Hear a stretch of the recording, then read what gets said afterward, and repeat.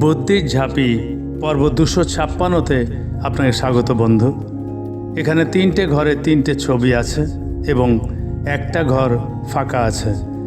1, 2, 3 পরপর 3টে ছবি থেকে একটা করে অক্ষর নিয়ে একটা অর্থপূর্ণ শব্দ বানাতে হবে, যেটা বসবে চতুর্থ ঘরটায়, যা আপনি নিশ্চয়ই পারবেন।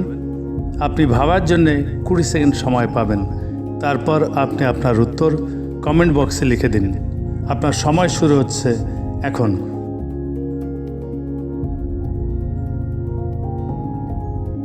এই রকম আরও ধাঁধা পেতে আমার ফেসবুক প্রোফাইলটা ফলো দিয়ে রাখুন এবং আইবি ক্রিয়েশনস ইউটিউব চ্যানেলটা সাবস্ক্রাইব করে রাখুন।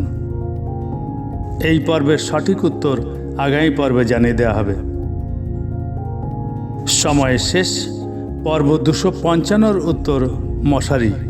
পরবর্তী ধাঁধার আসর বুদ্ধির ঝাঁপিতে আপনার সঙ্গে আবার দেখা হবে। ভালো থাকবেন। ধন্যবাদ।